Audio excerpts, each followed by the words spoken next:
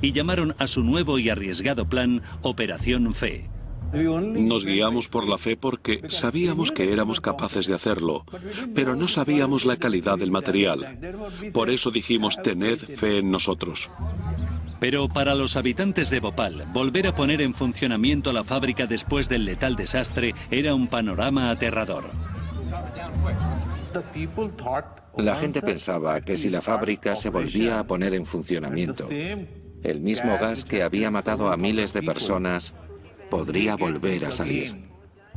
No había muchas garantías, la gente no tenía fe. Incluso cuando la operación estaba en marcha, nosotros pensábamos en lo peor. Dijimos que podía explotar, así que había helicópteros por la zona con agua. Cubrimos toda la fábrica con telares mojados.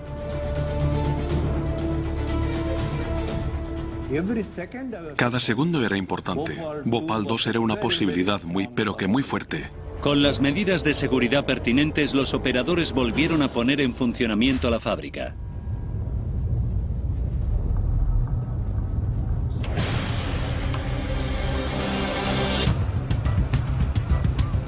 Cuando la producción empezó, los bhopalíes se aterrorizaron y abandonaron la ciudad. Mucha gente se fue de Bhopal. Nadie quería poner en riesgo su vida probando suerte. A medida que se drenaba el restante isocianato de metilo, incluso pacientes de hospitales se unieron al éxodo y solo se quedaron los que estaban demasiado enfermos para escapar. Era una ciudad desierta. Una especie de ciudad fantasma. Tardaron 7 agonizantes días en convertir el restante isocianato de metilo en pesticida Sevin. Se había evitado un segundo desastre. Estábamos muy satisfechos de haberlo conseguido y nos fuimos de allí diciendo, ahora sí es seguro.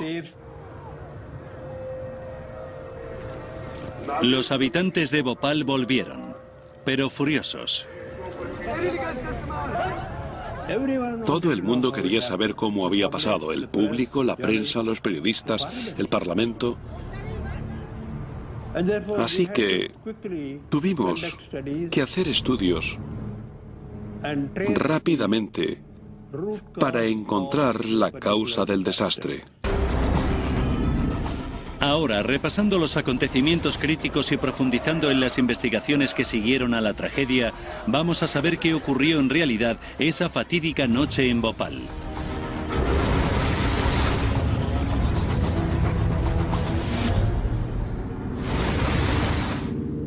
El doctor Tyagarajan sabía que 42 toneladas de isocianato de metilo almacenadas como líquido y de forma segura en un depósito subterráneo se habían convertido en gas y habían salido a la atmósfera matando a miles de personas.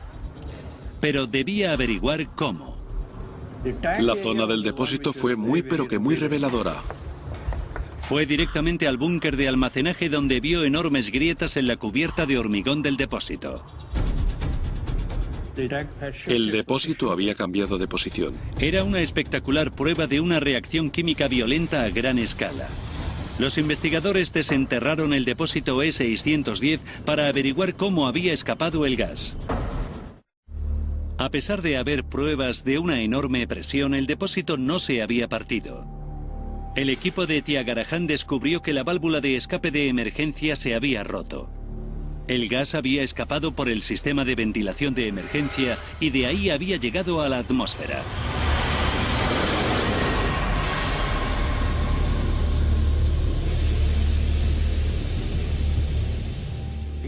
Era un caso muy claro de una reacción descontrolada. Pero algo debió haberla provocado. El doctor Tyagarajan sospechaba de una sustancia normalmente considerada inocua. Calculamos que 500 kilogramos de agua habían llegado al depósito. El contacto con el agua hace que el ICM se caliente, hierva y se vaporice, y esa reacción es mucho más violenta si se añaden otros tipos de sustancias químicas. El ICM reacciona con una violencia explosiva, con la más mínima impureza de cualquier metal. El agua es mortal.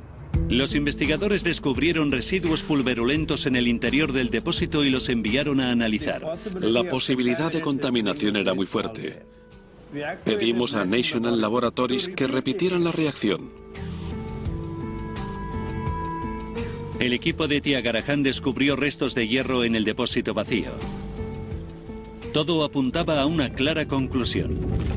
Un gran volumen de agua mezclado con impurezas de metal provocó la violenta y mortal reacción. Los investigadores ahora sabían qué había provocado la catástrofe de Bhopal, pero no cómo había ocurrido. En una planta química con los sistemas de seguridad más modernos, este desastre debería haber sido imposible. Union Carbide tenía fábricas por todo el mundo y era plenamente consciente de la peligrosa volatilidad del isocianato de metilo. Como en todas sus fábricas, la de Bhopal tenía mecanismos de seguridad para evitar cualquier posibilidad de contaminación.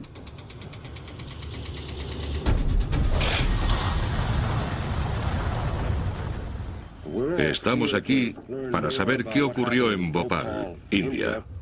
A los pocos días del desastre, el presidente de Union Carbide, Warren Anderson, afirmaba que no había sido un accidente. No parece que haya sido algo involuntario.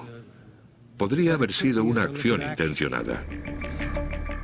Con una clara insinuación de sabotaje, los sindicatos de los trabajadores buscaron una opinión independiente. Invitaron al investigador estadounidense Michael Wright a Bhopal. Pero las autoridades le negaron un visado de trabajo, por lo que tuvo que operar en secreto. Ni Union Carbide ni el gobierno de la India nos querían allí. No querían que nadie independiente se acercara a su investigación. Como director de Sanidad y Seguridad del Sindicato de Trabajadores Siderúrgicos de los Estados Unidos, su especialidad eran los sistemas de seguridad de grandes fábricas. A accidentes como el de Bhopal los llamamos técnicamente accidentes de baja probabilidad y altas consecuencias. Son accidentes que ocurren con muy poca frecuencia, pero cuando ocurren son enormes, catastróficos.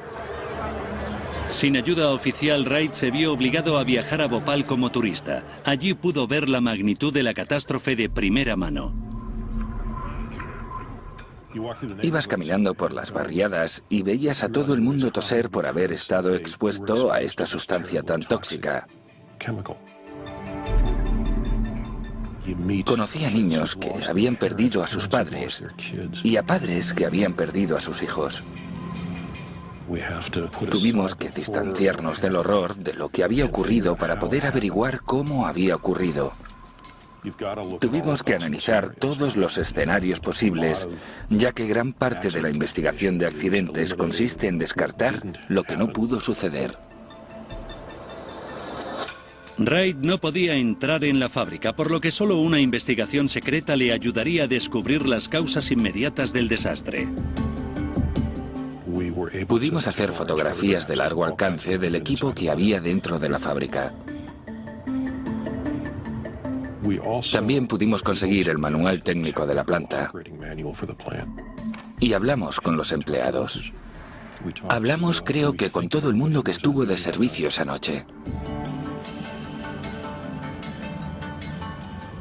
Los investigadores hindúes descubrieron que había entrado agua en el depósito de ICM y era lo que había producido el fatal accidente. Así que Wright estudió los planos de la fábrica para averiguar de dónde provenía ese agua.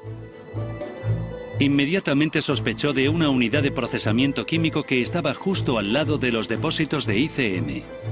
Esa unidad de procesamiento a veces se atascaba y para desatascarla se conectaba a una manguera de agua que hacía llegar agua a todo el sistema, lo cual no era una operación peligrosa. Pero en reuniones clandestinas los operadores de la fábrica le confesaron que se intentó abaratar costes. La compañía instaló un conducto de atajo entre esas dos unidades de procesamiento. Un conducto de atajo que llegaba a la zona de almacenamiento del ICM permitía a los operadores usar el equipo de forma intercambiable, pero enlazaba permanentemente la sustancia letal al resto de la fábrica. Eso convertía la fábrica en mucho más peligrosa. Si se hubiera aislado completamente esa unidad de ICM, el agua nunca habría llegado a ella.